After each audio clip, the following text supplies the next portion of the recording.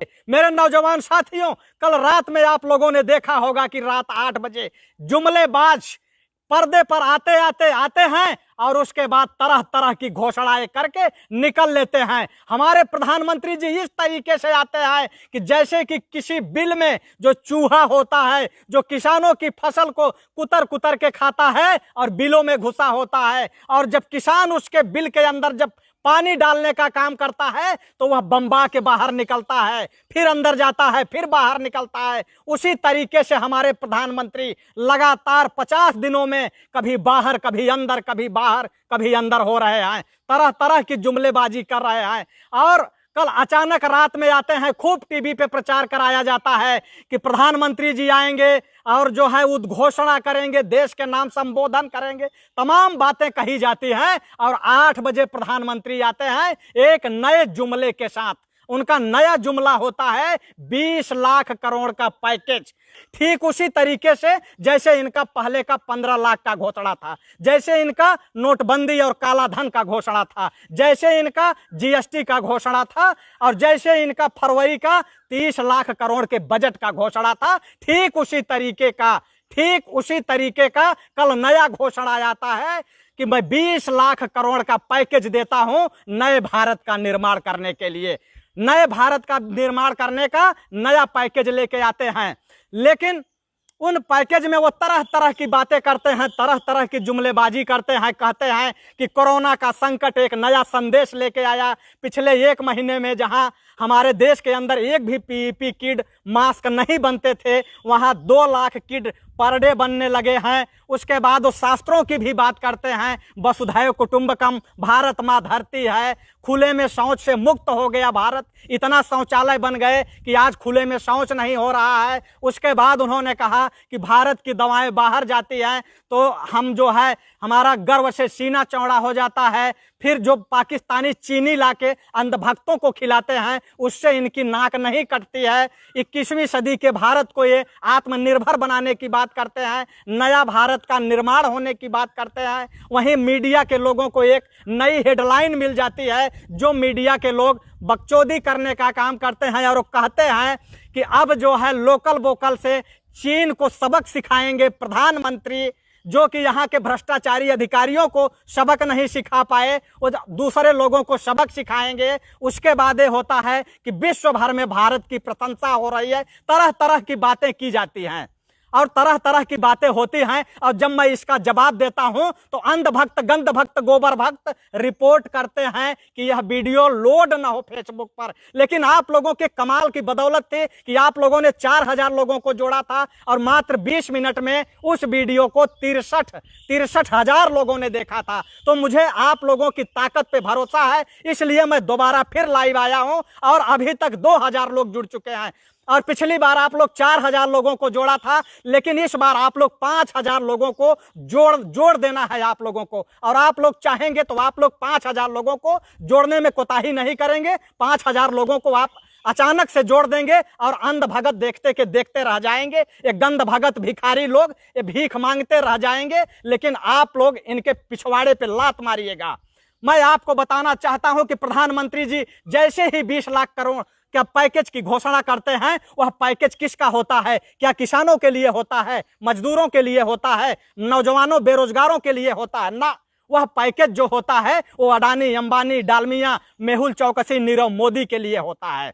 क्योंकि इन्होंने जो फायदा देने की बात कही है, लघु उद्योग, कुटीर उद्योग और उद्योग, इसके अलावा इन्होंने न तो किसी मजदूर का नाम लिया, न किसान का नाम लिया, यानी किसानों मजदूरों को तो कुछ दिया ही नहीं। अगर दिया गया होता तो जो 30 लाख करोड़ का बजट आया था, उस बजट में जो नया संदेश लेके आया है, लेकिन वह नया संदेश क्या है? वो नया संदेश यह है कि ये जो अमीर लोग हैं, जो 10% लोग हैं, जो सरकार बनाने की कोई भागीदारी नहीं करते, वो अपने महलों में बैठे हैं, और जो गरीब मजदूर है वह सड़कों पे भाग के बिलबिला रहा है, भूख से तड़प रहा है। यही नया भारत है और यही संकट लेके आया है कि कोरोना ने यह बता दिया कि इस देश के अंदर प्रधानमंत्री जी गरीबों से प्रेम नहीं करते हैं, सिर्फ अमीरों से प्रेम करते हैं। कोरोना का इस संकट ने यह संदेश दिया कि गरीब आदमी जो परिश्रम करके इस दुनिया के लोगों को अमीर बनाने की कोशिश करता है, अपने बाजुओं की मेहनत से खनिज संपदाओं में ताकत लगाकर अपने पसीने से धन पैदा करता है और वह धन अमीर लोगों के हाथों में जाता है और गरीब आदमी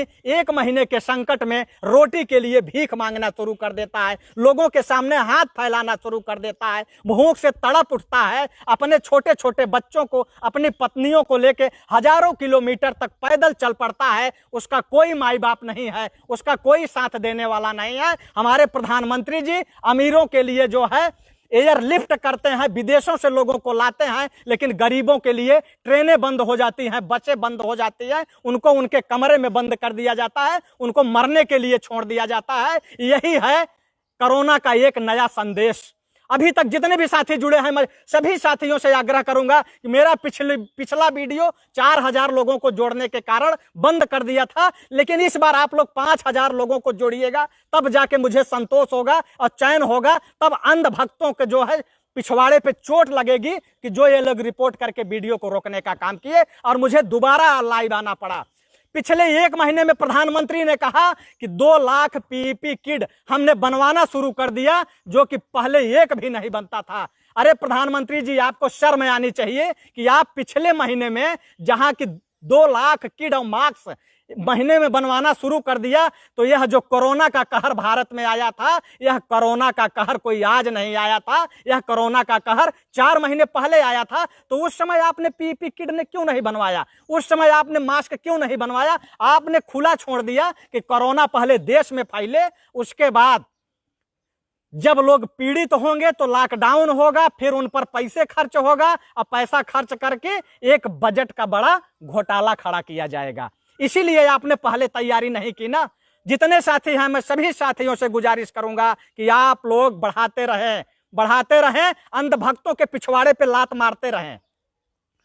उसके बाद प्रधानमंत्री जी ने शास्त्रों की बात की। शास्त्रों में उन्होंने कहा कि वसुधैव कुटुंबकम धरती माँ है, वसुधैव कुटुंबकम धरती माँ है। इस पर क्या होता है कि वसुधैव कुटुंबकम का मतलब है कि पूरी धरती जब सुखी रहे तब हम सुखी होंगे। लेकिन प्रधानमंत्री जी मुंह से वसुधैव कुटुंबकम कहते हैं और इनके समर्थक देश के अंदर हिंदू और मुसलमान के नाम पे नफरत फैलाते हैं, जमाती करते हैं यही मीडिया के लोग। ऐसा लगता है कि आज की स्थिति यह पैदा कर दिया गया है देश में कि अगर कोई दाढ़ी वाला मुसलमान अगर सड़क से निकल जाए तो लोग ऐसा बिहेवियर करते हैं, ऐसा लगता है कि मानो उसके जेब में कोरोना है और वह अभी किसी को दे देगा। इस तरीके का माहौल क्रिएट किया गया है। क्या प्रधानमंत्री जी इस पर संबोधन किए कि आखिर हिंदू मुसलमान के नाम पे, कोरोना के नाम पे ये जो अफवाह फैलाई जा रही है, यह अफवाह नहीं फैलाया जाना चाहिए, यह भी तो बोलना चाहिए था। उसके बाद प्रधानमंत्री ने कहा, अपना प्रचार शुरू कर दिए कि भारत जो खुले में शौच करता था वह खुले में शौच से मुक्त हो गया है। क्या यह सच्चाई है कि भारत खुले में शौच से मुक्त हुआ है? यह सच्चाई है? अगर सच्चाई हो तो आप बताइए। हमारा तो सच्चाई यही है कि जो गांवों में शौचालय बने हैं, उस शौचालय में इतना बड़ा घोटाला हुआ है कि जो 12,000 रुपए सरकार से आता था, गांव के प्रधानों ने उसको 7,000 रुपए में बनवाया है।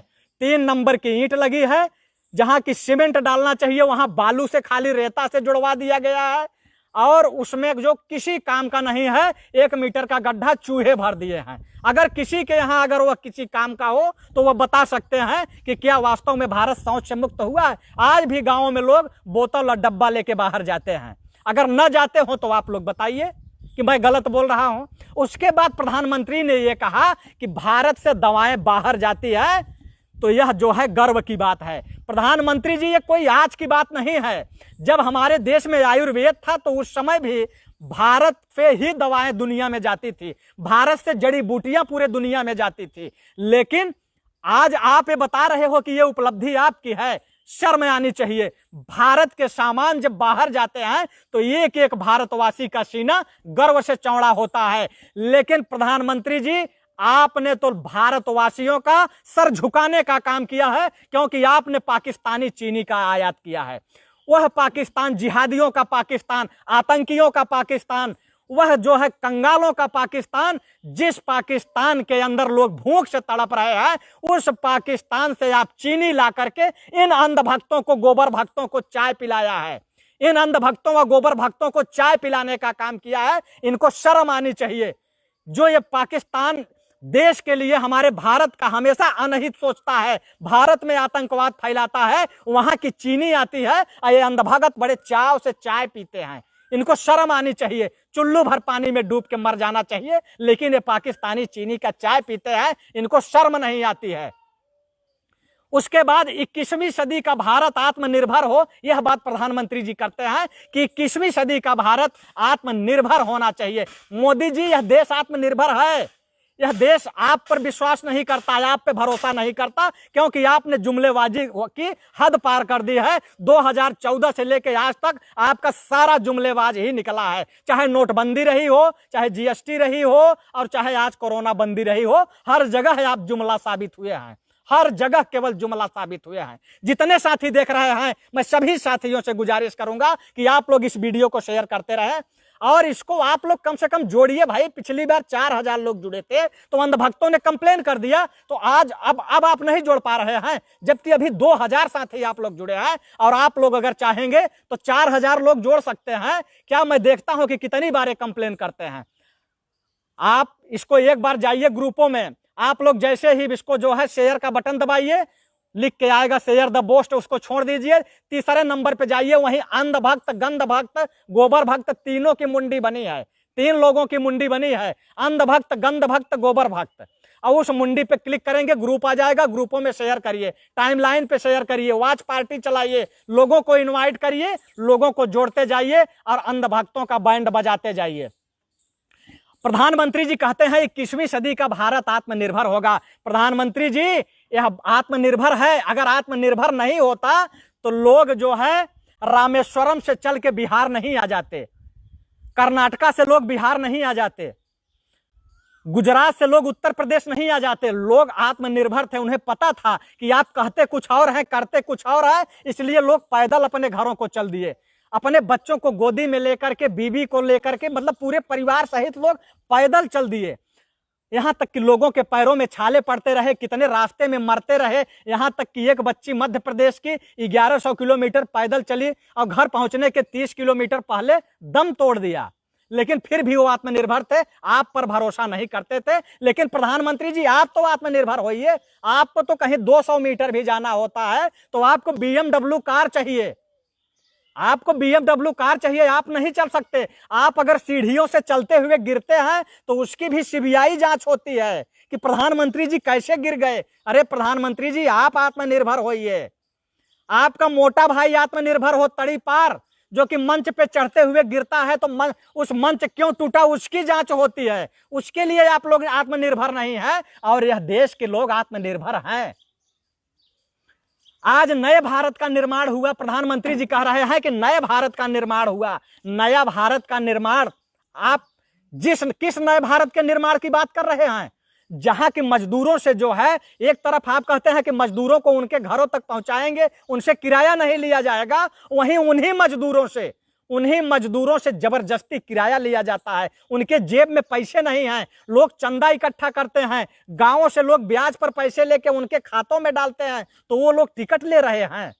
शर्म आनी चाहिए प्रधानमंत्री जी आपको। उस नए भारत के निर्माण की बात करते हैं आप, जहां की भारत गांव में बसता है। आप इंडिया की बात करें तो मैं मान लूंगा, लेकिन जब आप भारत की बात करोगे तो भारत गांव में बसता था।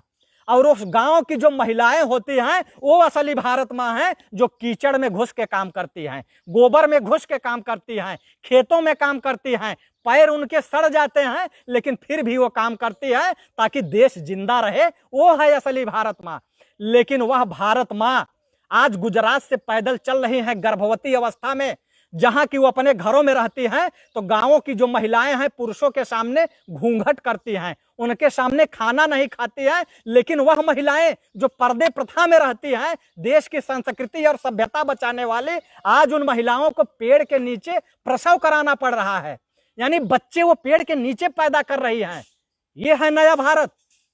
किस नया भारत की बात आप करते हैं? जहां अस्पतालों में बच्चे पैदा होना चाहिए वहां पेड़ के नीचे बच्चे पैदा हो रहे हैं। और वह महिलाएं जो बच्चा पैदा करने के बाद 1 सप्ताह कम से कम वो जो है एकांतवास में रहती हैं, कोई काम नहीं करती हैं, वह महिलाओं को वैसा सुरक्षित रखा जाता है और वह महिलाएं बच्चा पैदा करने के बाद 1 घंटे में 16 जो है 150 किलोमीटर पैदल फिर चल रही हैं।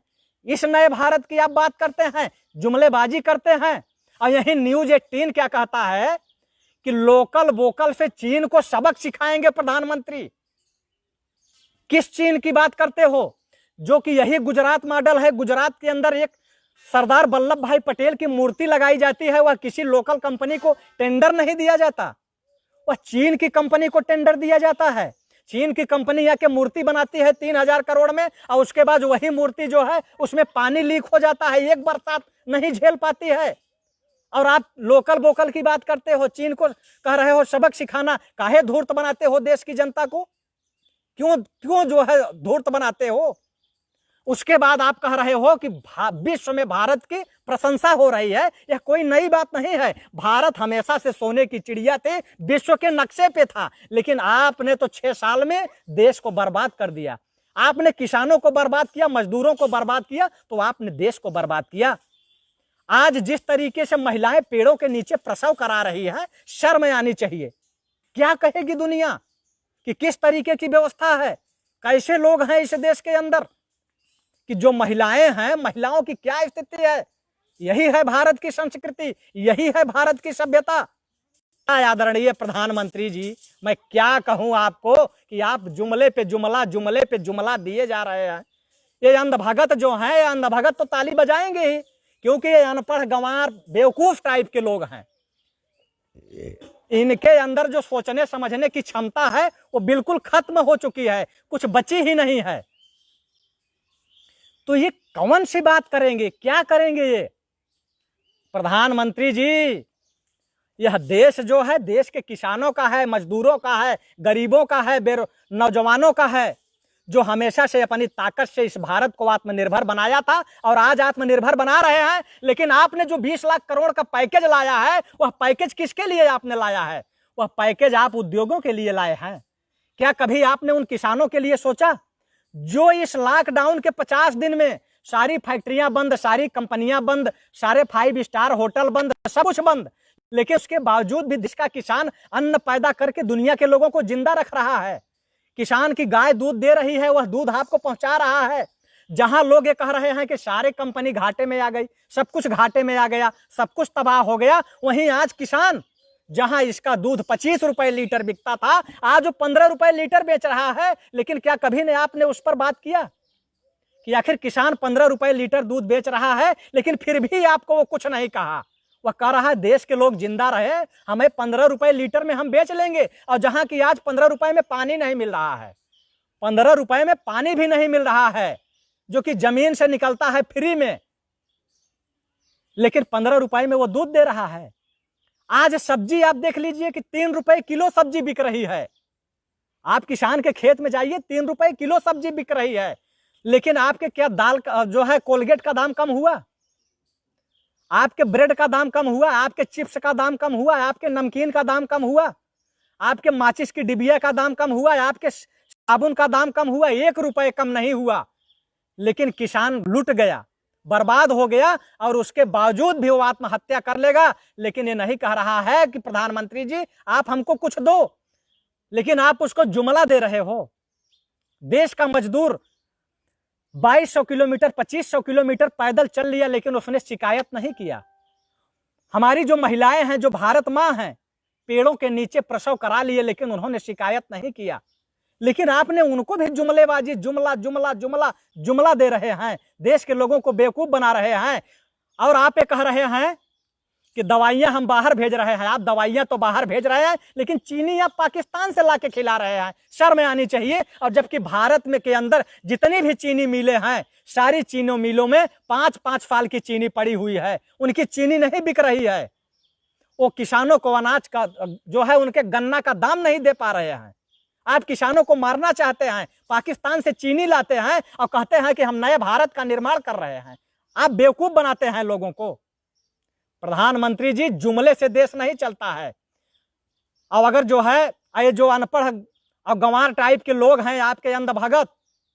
इन अंधभक्तों को खुश करके देश नहीं चलता है। इस देश का किसान, इस देश का मजदूर जब तक खुश नहीं रहेगा, जब तक ये मजबूत नहीं होगा, देश मजबूत नहीं हो सकता। देश मजबूत तभी होगा, देश मजबूत तभी होगा जब देश का किसान मजबूत होगा, देश का मजदूर मजबूत होगा, देश का नौजवान मजबूत। नेशनल दस्तक की आपसे गुजारिश है कि अगर इसको बचाना चाहते हैं तो नेशनल दस्तक को सब्सक्राइब करने के लिए रेड कलर के सब्सक्राइब बटन को दबाएं, फिर बेल आइकन की घंटी दबाएं। नेशनल दस्तक को बचाने के लिए बहुत जरूरी है कि हर खबर को शेयर करें, लाइक करें, कमेंट जरूर करें।